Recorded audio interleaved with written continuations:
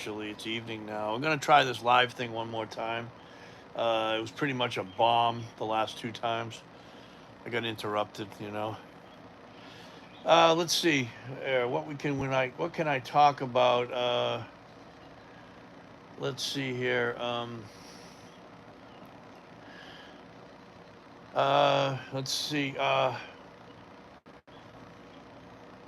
My first powerlifting meet was 5 years ago in February, just before it was just before COVID hit. Um, I'll wait till somebody shows up. You know, there's got to be some people out there. You know, so we are. Yeah, tonight's a non-workout night. Not working out tonight. I did a little bit of trampoline work, just bouncing around on it. Not even jumping really. Low impact stuff. You know, got two people showed up. Good evening. Welcome to my channel, Allan Sober Powerlifting Journey. I'm gonna go live here again. Um, just talking about my first powerlifting meet competition. It was a push-pull deadlift bench competition. 20. It was 5 years ago, 2020 February, just over 5 years ago. Boy, people just they show up for a second and they leave. That's all right though. Uh, so that was my first powerlifting competition. It was a push-pull beginners meet. You could only have one. No, you could only have. You couldn't say you had two of them under your belt on open powerlifting, two certified competitions. You couldn't go in this one. If you had one, you could. So it was two. Two would. If you had two or more, you couldn't do it. It was a beginners meet. So it was my first one, February, just before COVID hit. COVID hadn't quite hit yet. I think it was still over in China at the time. We might have had the first case on the West Coast. But yeah, it was just a person that showed up. Welcome to my channel. I was just telling them about my first powerlifting meet competition, February 2020, over 5 years ago. Time is really flying, you know. I remember I was talked into doing it by my friend. He told me, he suggested, let's do a powerlifting competition, Allan. I met my friend at an AA meeting. Welcome, how you doing? Welcome. Yeah, I met my friend at an AA meeting several years ago. I don't really go to too many AA meetings anymore. I got over 10 years of sobriety. But anyways, we talked. He was really, you could tell he was a big guy. And I could tell he was into powerlifting. He had a West Side sweatshirt on, you know. So we got talking. We got friends, good friends. And we he talked me into, after I knew him for a while, a couple of years, and he talked, please mod, whatever that is. He talked me into a powerlifting competition. We had talked about it before, and I almost said no to him. I was really mostly nerves, you know. And I said no. I hadn't really been deadlifting too much. It was the first meet I ever did was a push-pull, which means deadlift bench. Just over 5 years ago, February, before COVID. But I had been benching a lot, you know. It wasn't that as strong as I am now. Nowhere near as strong as I am now. I was, how old was I? Anyways, 5 years ago. I was, excuse me, I was 51 years old. I had to figure that out, you know. 51 years old. I opened up on the bench with only 315. And just wanted to get that under the belt. I forgot. I think I did 335 next. That went up no problem. We're talking about this first. I'll tell you about that first. The first girlfriend. I'm talking about my competition. This is. Let me. Is it Michael? Mickle. This is a powerlifting sober channel, so we talk a lot about powerlifting and sobriety on here. But anyways, I opened up with 315 on the bench, and that flew up. 335 flew up. And then I I went for 350 and that went up. So I ended up with a 350 bench at my first competition at 51 years old. I had been training since I was 47, almost 48. I've been training since then. I didn't start training until I was almost 48 years old. So the deadlift didn't go as good, but I did complete all 3 lifts. Like I said, it was a beginner's meet. You couldn't do it. You know, thank you. I appreciate it. Yep. Appreciate it. Just over 10 years now. But I was just telling the story, Mikkel, about I met my friend, powerlift friend, in an AA meeting way back. God, about, yeah, geez, how long ago now? 8 years ago, maybe 7 years ago. But he talked me into doing my first one. I fell in love with it right away.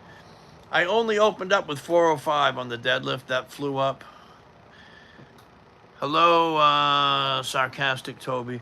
I don't even remember. I ended up with 455, which is nothing for me, man. 455 on the deadlift. Like I said here, I was 51 years old. I'm a lot stronger now at 57, much stronger. I can rep out my max now. I think I can rep out my max at that meet. I was just saying was 350. 51 years old, first powerlifting meet. It was my 3rd attempt. Now I've done that for 7 reps at 57 years old. And the deadlift, I ended up, let's see, I was 51. 3 years later, I did 600 pounds with no problem. No belt, no straps. You can't use straps in powerlifting. I don't use a belt either for deadlifts. Only use a belt really for squats and sometimes for bench. It doesn't really help the bench, really. I think it's more of a psychological thing for the bench.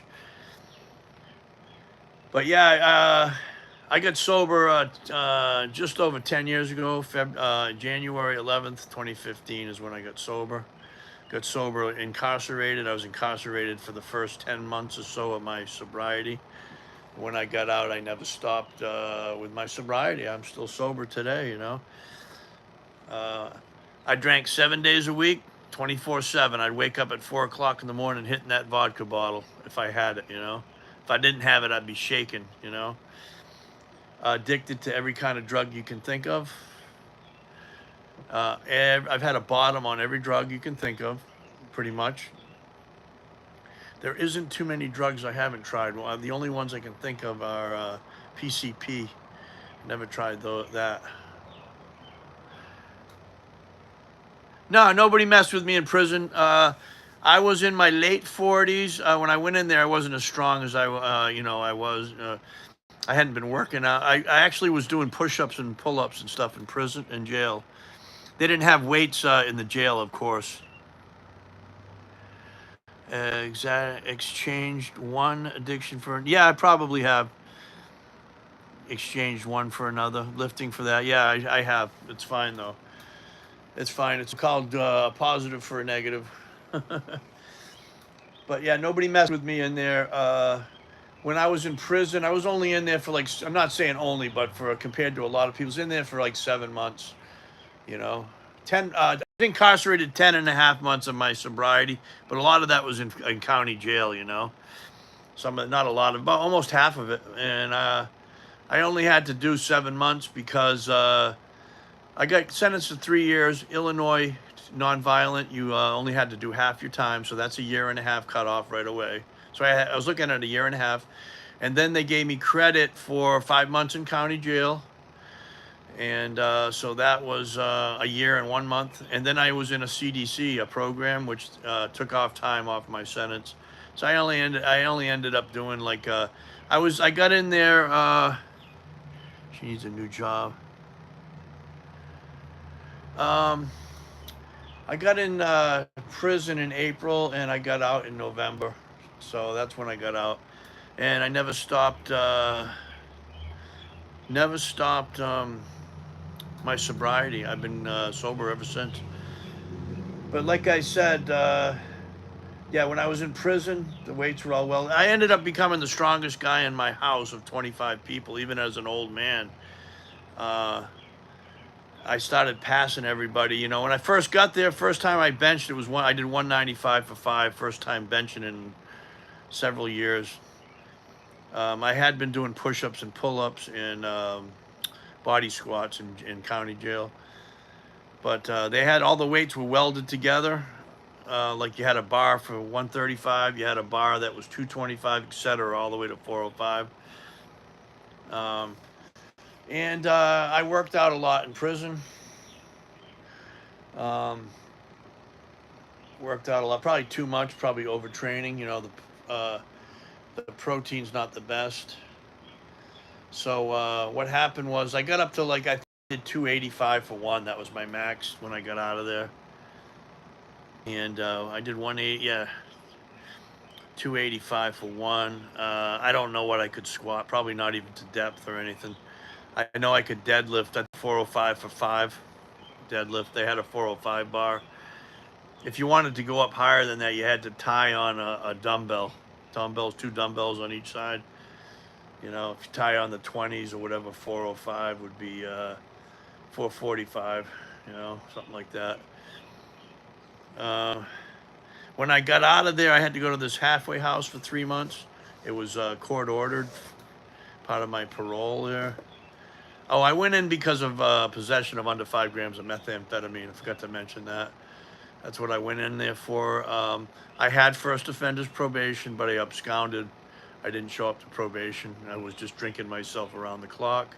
I drank around the clock when I was on probation. I could have not had a felony on my record had I completed it, but like an idiot in my addiction, I didn't complete it and ended up going to prison, which is kind of good because that's how I got sober, you know.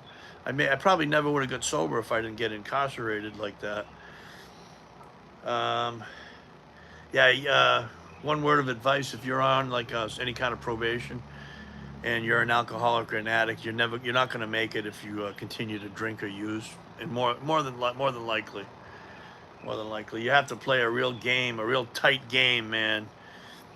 Like there was one trick that I did when I took my first piss test. I did a little heroin or whatever, but and smoked a little pot. You got to drink a gallon. It's like a stupid thing. You got to really plan, and it controls your whole life. You got to drink a gallon of water and piss one time, and then the second time you piss, your urine's clean. You know, I did that a couple of times. You know, but yeah, that's my past life, though. That's in the past.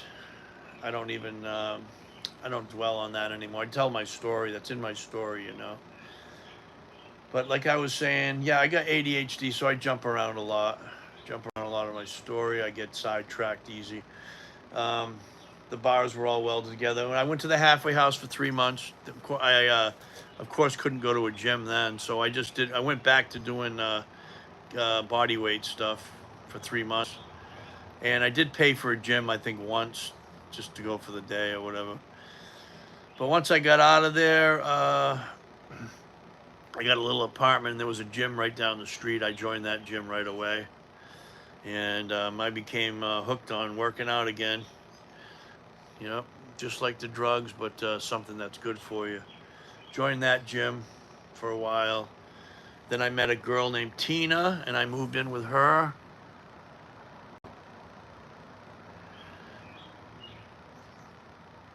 Yeah, I'd say my peak strength is right now at 57 right now. I didn't get a chance to really show off any peak strength in my foot. I'm sure had I got sober at 38 years old, my peak strength would have been in my 40s, but that's here nor there. That didn't happen since I got sober at 46 years old, and I couldn't really join a gym until I was 40. Geez, how old was I? Let me think. 47. 48 actually. You know, 40s, just turning 48. Yeah. So it's hard to say. You know, I'm sure it would have been in my 40s.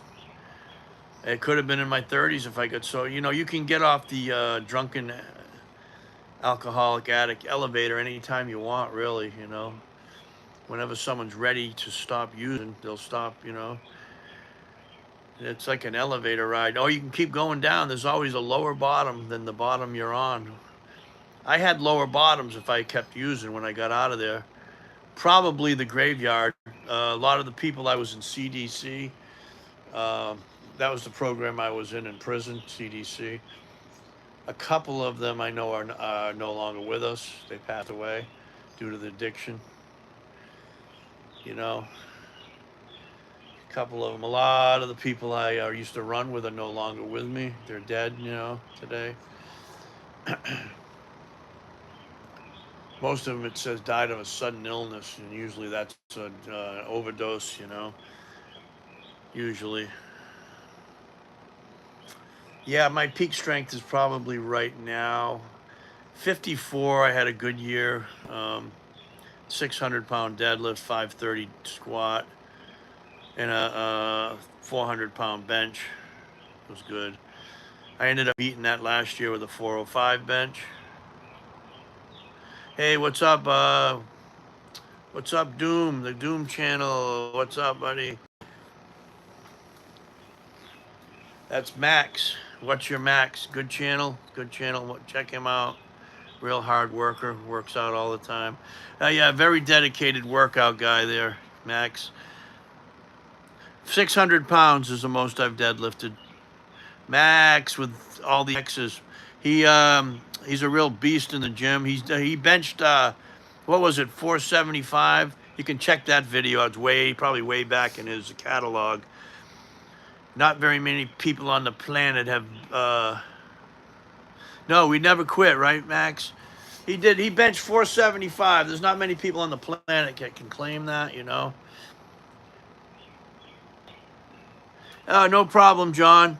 Yeah, check out What's Your Max, his channel. He's got a couple of channels. One of them's called Doom, Doom. He's in the comments right here, on here.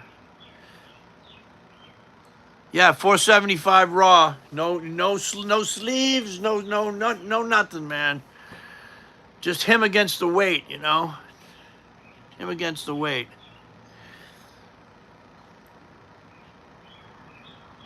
Yeah, actually, Colin, I can show you a picture of him right here if you want. Hold on, ready? Boop, hold on. There he is right there.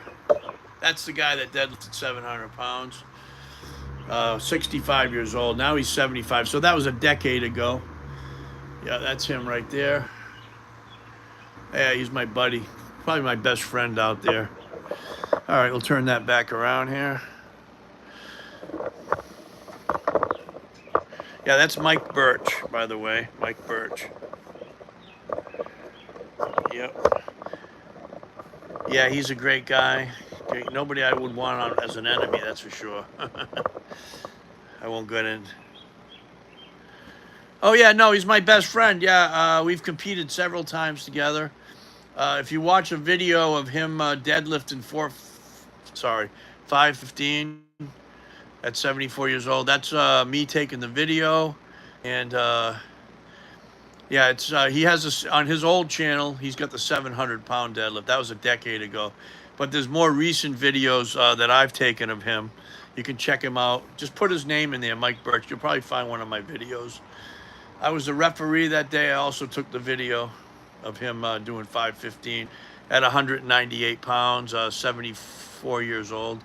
Last time I saw Mike, I called him a couple of days ago. I talked on the phone. Last time I saw him, I was the head referee, and he did 510 at 180 pounds, 75 years old, 510 pounds. Yep, let that soak in. 180 pounds, 75 years old, 510 pounds. I was the head referee, and I was praying that he was going to get it. You know, I stand in front like this. This may slide down with my arm up. When someone, when they say, the head referee say, bar is loaded, then I put my arm up. That means you're ready. You go ahead, rip it up, man. When my arm is up. When you lock it out, or when you're done, I put my arm down. That means down. So he said, yeah, he said I had 510. He says, I had to get it. You were standing right in front of me. There was no way in hell I was missing the lift. It's pretty funny.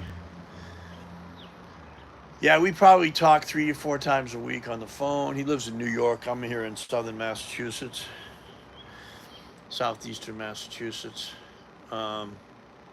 Amazing guy.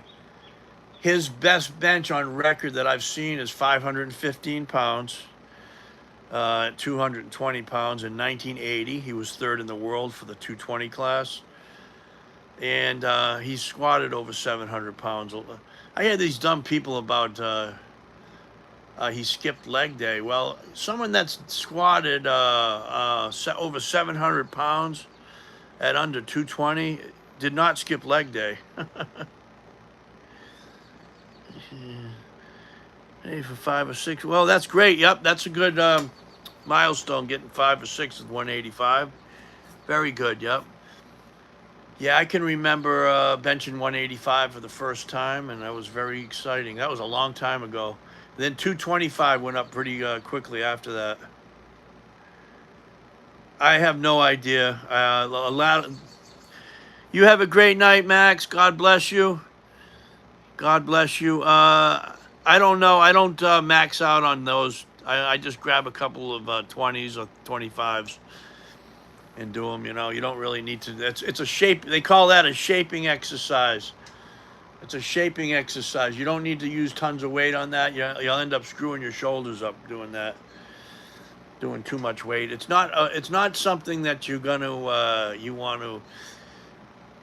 As an accessory, I'll do them, and I'll just do a lot of reps with them. You know, as many as I can until I burn out. 20 to 25 reps. It's a great exercise, though. You know, it's another good one for your bench is the. Yeah, that's fine. You know, as long as you can handle it. I don't go that heavy anymore with it.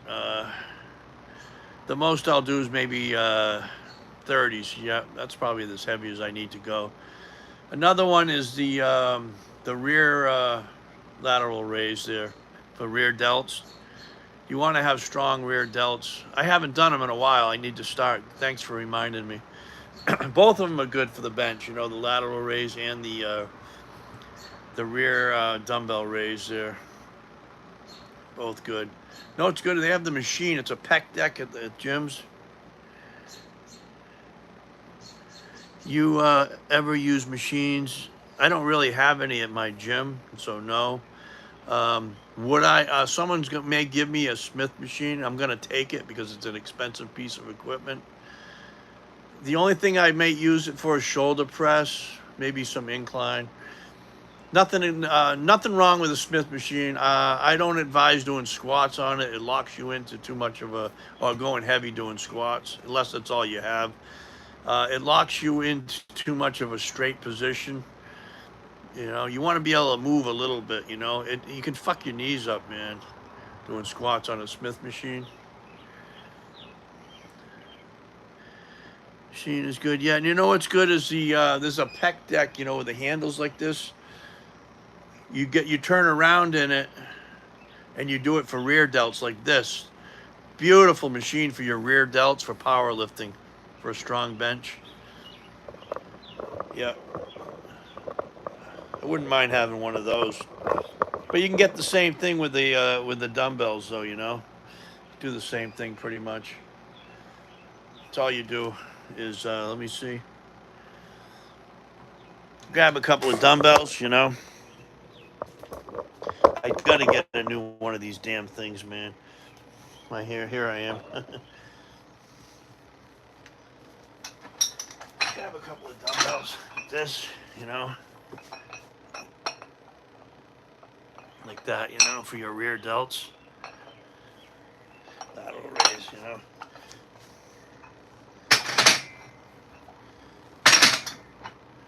Most people don't train their rear delts.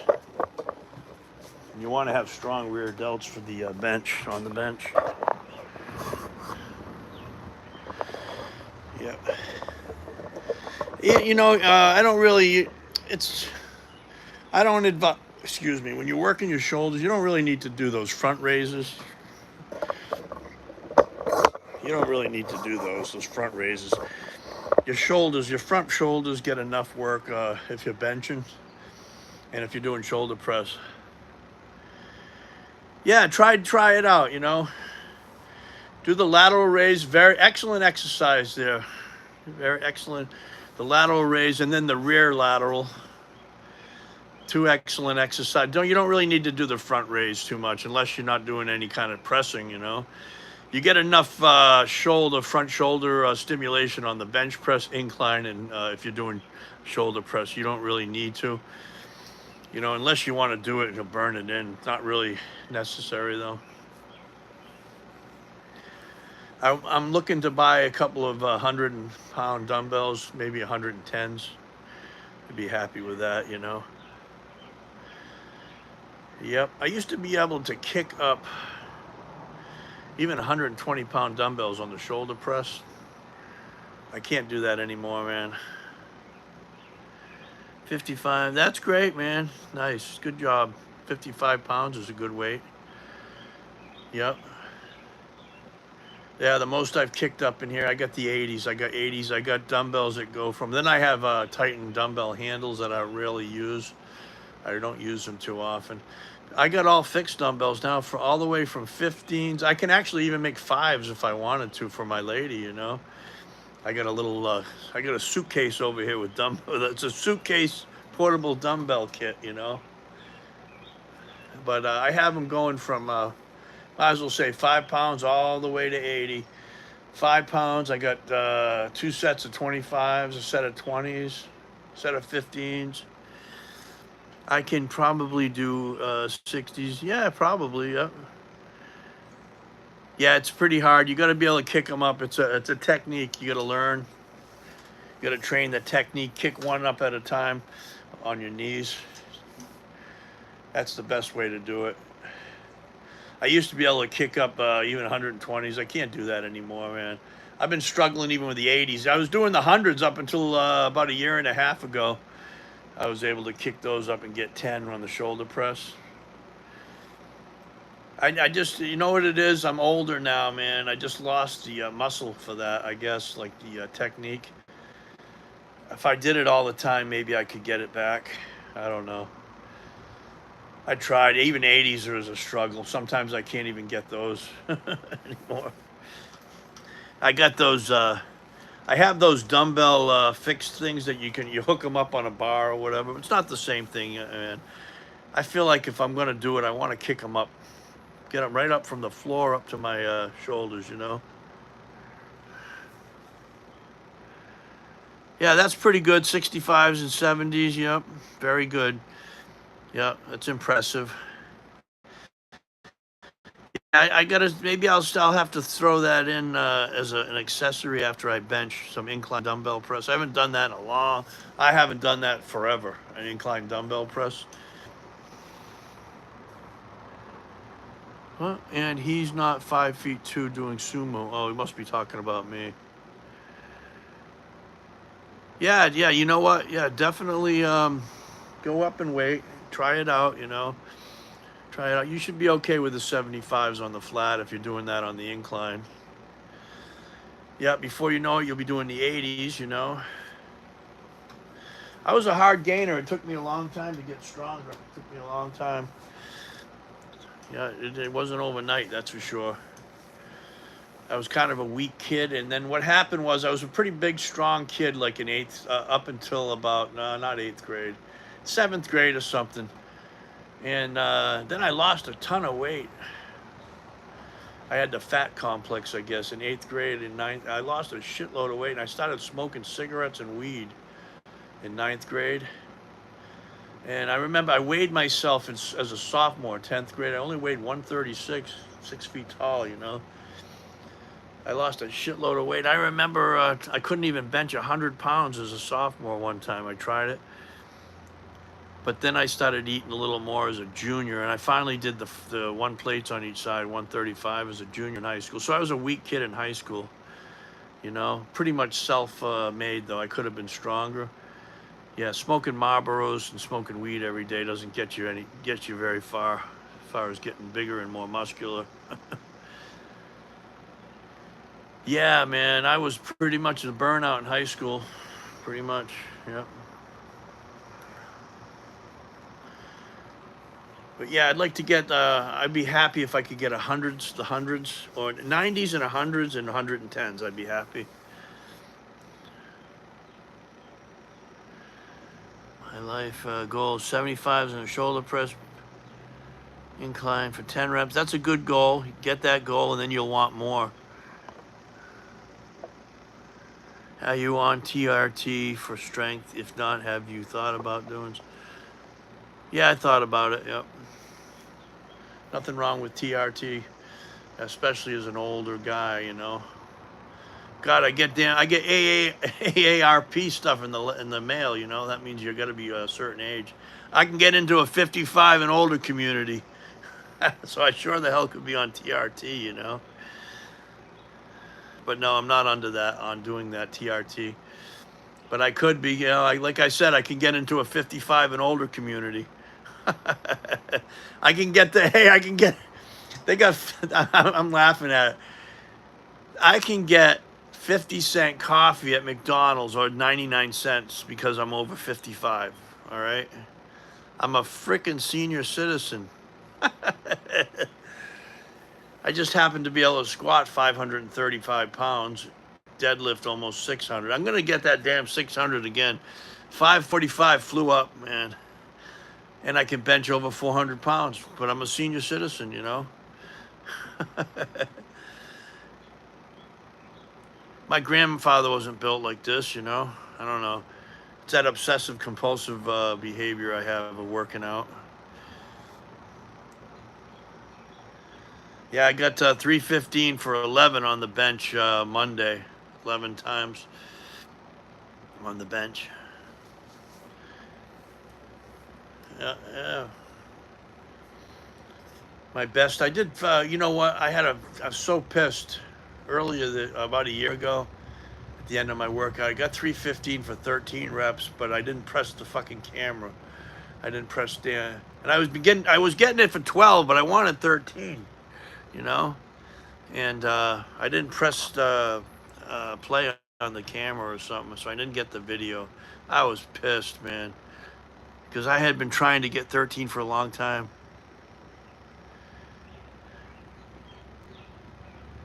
Yeah, you get that. Yeah, you'd probably just take your time, just be consistent, don't overtrain, you know. You know, if it works for you, do programs. I don't like programs myself. They do work, though. They work wonders. But I tried doing one time, a program, and I just got so freaking bored, man. I just didn't want to do it. Yeah, go for small. Don't. That's your ultimate ultimate goal is 315. Then you set smaller goals. Okay, when I first started training pretty regularly in my, 50, 49, my goal was to bench 405, you know. And that was my goal. I finally got up to 365. I got up to 340. I'm trying to think how old I was. 340. I was like 49 or 50. I got up to 340. I got stuck there for the longest time. 345 just would not go up, you know, for a long time. Over and over again I tried. Finally I got that. And then 350 went up. And then soon after that, I was getting 3 plates and quarters on each side, 365. Now I got stuck at 365 for a long time too. And for a pause bench, competition wise, I got stuck with 350 for 2 years. There was 1, 2, 3 competitions in the beginning of my powerlifting. 2 of them I benched 350. And 3 of them, I tried 355. 1 of them was 352. I could not bench it. No, I don't worry about any of that. You only live once, you know. No, maybe just try different things, you know. Try different things. Maybe doing, you got to work your triceps if you want to get a strong bench. It's very important to do a lot of tricep work. A lot of the bench is triceps, you know, especially locking it out. But like I said, I got stuck with 350 for the longest time. I did it the first meet I was at. The second meet I did was August of 2020. coming up on 5 years. My worst meet I ever did. Uh, Opened up with 320. That went up easy. I chose 355 and I could not get it. So I got stuck with a 320 bench. You can't go down. You either have to go the same on the third attempt. I tried it twice. I couldn't get it. Usually I'm not going to get it. If I don't get it on the second attempt, something, I'm not going to get it again, you know.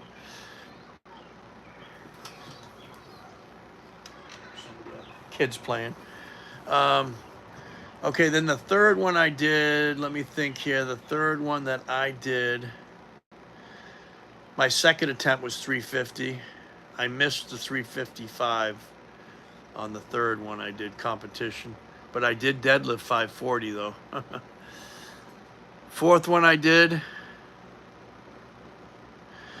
yeah, I did a lot of dips, especially when I was in jail before when I first got sober.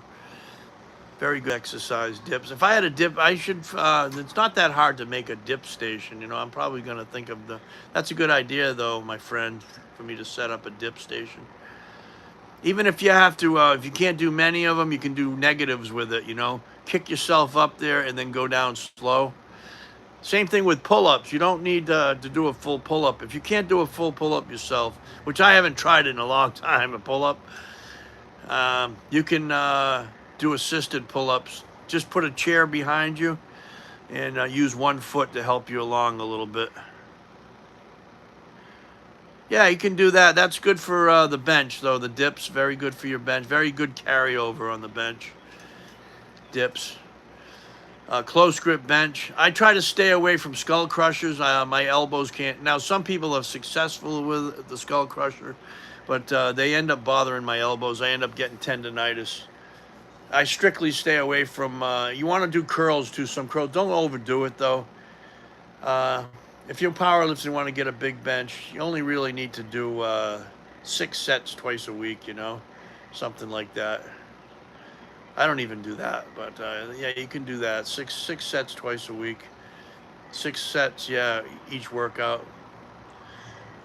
But yeah, like I said, with pull-ups and dips, you can do assisted ones first, you know, if you can't do them.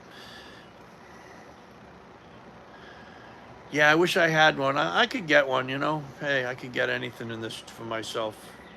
I got a mono. I always wanted a mono lift, and now I got one, you know. I thought I'd never get a mono lift until they came out with this one right here, right? I was like, damn, that's just a dream. That ain't gonna happen. Dreams do come true, you know.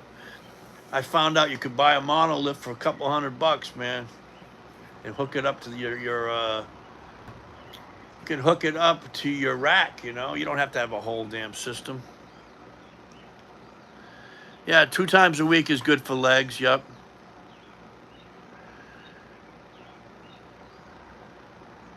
Sounds pretty good to me. Yep. Yeah. I don't have the biggest calves. I think mine are about 18 inches, almost 18 inches, 17 and 3/4. Not the biggest. They're not the smallest, though. They're not the genetic big boys, though, that some people have. That's genetics, you know, a lot of it.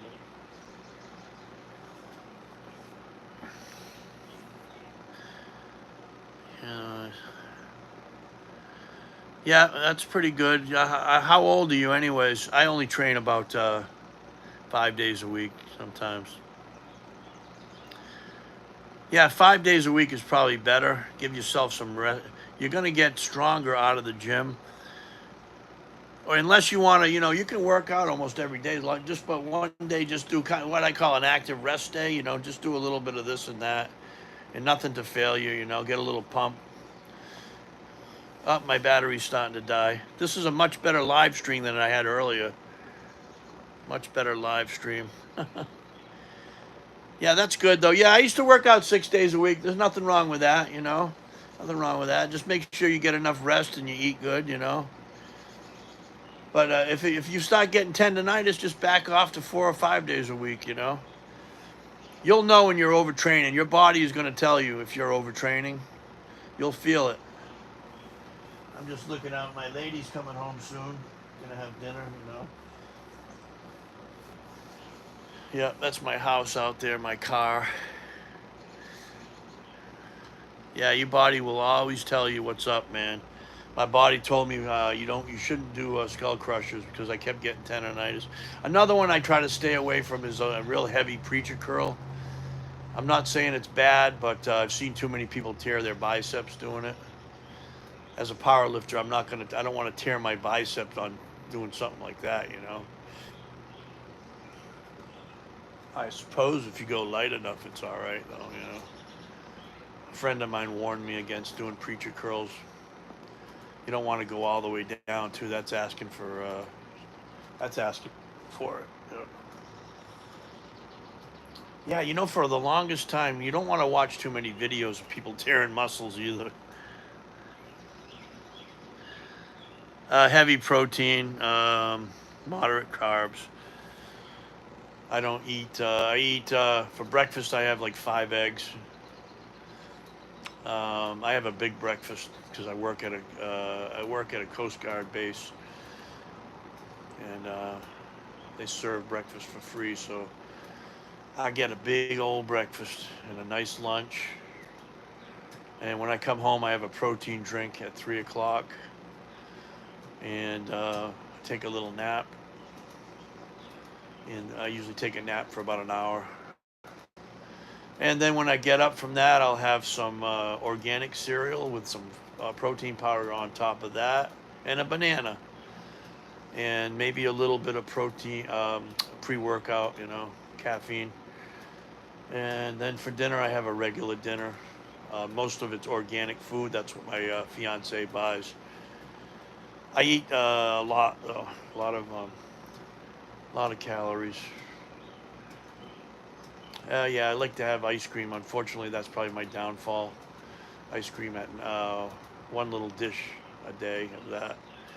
If I cut that down, I can lose a lot of fat. You know, cut that out.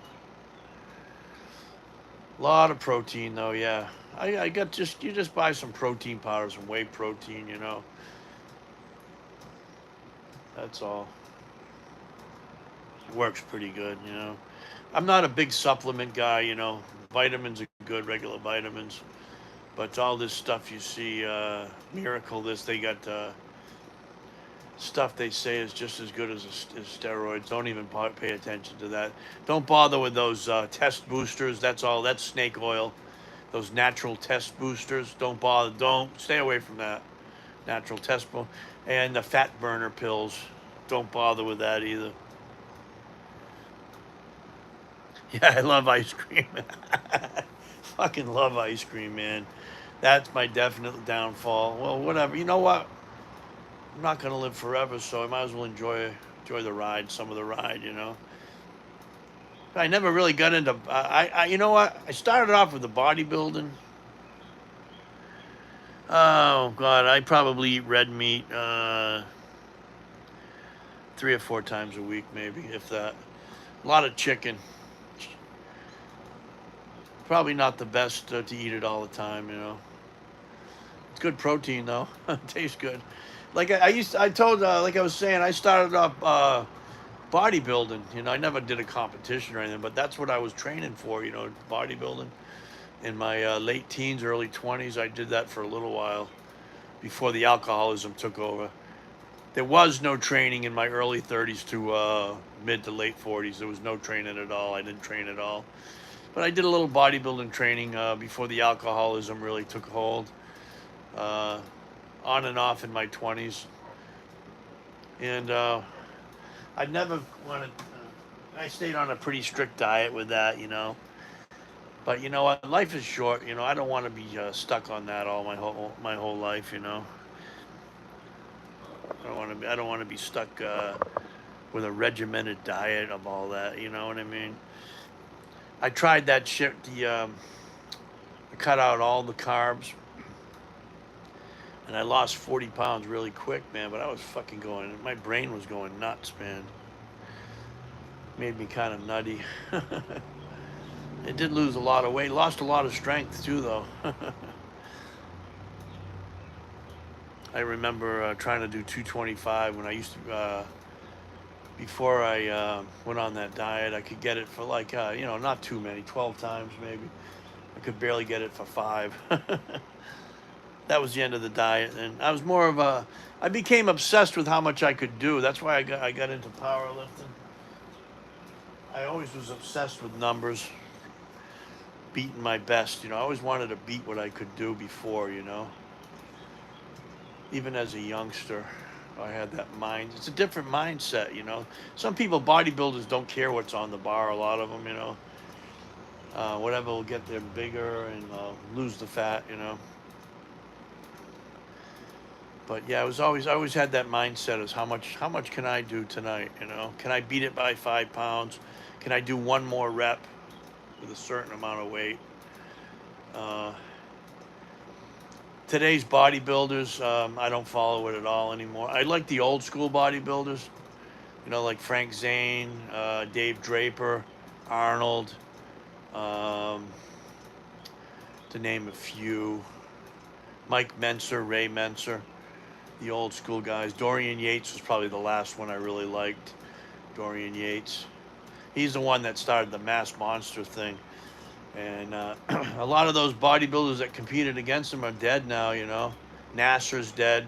They all died of heart attacks in their 40s. You know, I've already outlived all of those guys by 17 years, some of them. Those guys today are even worse. They're not going to, most of them, I hate to say it, they're going to be they drop like flies, man, those new bodybuilders. You know what it is, though? I was working out in this gym in Florida when I lived in Florida for 16 years. And I became friends with a competitive bodybuilder, and he was on all kinds of gear.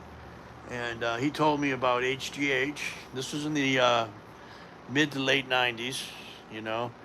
He told me he had started doing the human growth hormone. And then he told me about synthol, the oil. He said all the bodybuilders, this is about 1996. He told me all the bodybuilders are shooting oil in their arms called synthol oil. He said all of them have been doing it. I know that Flex Wheeler did it. That's why he lost his leg, I think. Lost one of his legs. That's just poison, man. And he was doing it. He started doing it. He goes, "What, Allan, I gained a half inch on my arm and I didn't even have to work out, you know?" And he ended up getting an infection in there one time. They had to go to the hospital and drain it. Yeah, and then he told me he was doing insulin also. So that's why these bodybuilders have been dropping like flies. They're fucking around with insulin, you know? That shit's dangerous, man. And, insulin is actually much more anabolic than testosterone. Insulin. But anyways, yeah, he told me all about that. So all that shit started coming around about the middle of Dorian Yates' reign as Mr. Olympia.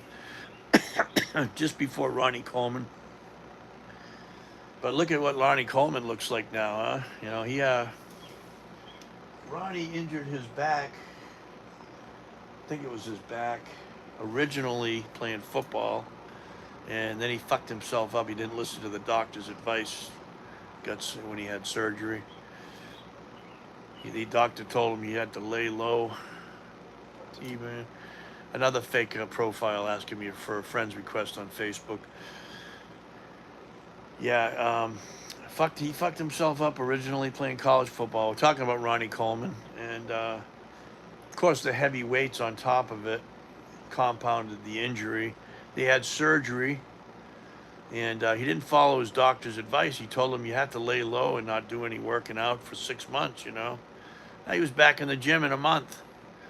And I think then he got surgery again, and he couldn't rest. He didn't rest himself.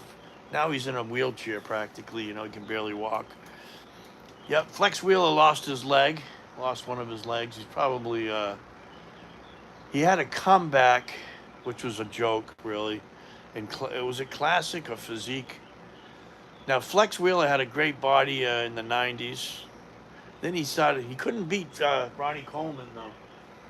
So that's why in my opinion, why he started doing synthol, which he fucked himself up with that synthol oil. Fucked his whole physique up. I think he was probably injected it in his legs, too. And that's how he lost his leg. Yeah. Yeah, a lot of those guys, they couldn't beat Ronnie Coleman or Dorian Yates. Those two guys just, they had a lock on the Mr. Olympia. And those guys, a lot of them, they just went. They had the. You got to have the genetics. They had the right genetics to win, you know, along with gear, of course. But those guys were trying to beat Ronnie Coleman and beat Dorian Yates. They overdid it, man. And then now they're no longer with us, or they are in really bad shape, you know. Uh, Battery's really going. I'm gonna have to go here in a second. I only have 10% left on my battery. But yeah, that's those are dropping like flies. Nasser's gone. Matarazzo from Massachusetts. I may be pronouncing his name wrong. He is gone too. Um, Several of them are dead now. The bodybuilders from the '90s. Uh, that one guy, Dallas McCarver, he died right after doing the Arnold, I believe. He ended up passing out on stage during the Australian Arnold, and then passed away soon after that. They're dropping like flies. They're just doing too much gear. And they don't even look better, you know. They don't look better than the 80s and 70s bodybuilders. All right, that's about it for tonight because I'm at 10% on my battery. Everybody have a blessed night. I will talk to you guys tomorrow. Till then, have a good night. No, he's not looking too bad. He was a smart one. He laid off the gear pretty much. They all do gear still. Yeah, just continuing on with this. Yeah, Jay Cutler, good genetics. Still looks pretty good. Lucky one, if I say so myself. A very lucky guy. He won it 4 times and then didn't overdo it. You know what I mean?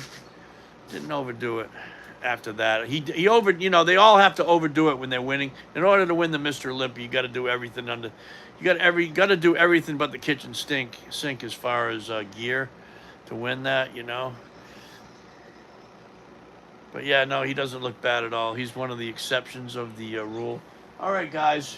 Everybody have a blessed night. I will talk to you. I will talk to you guys later. God bless.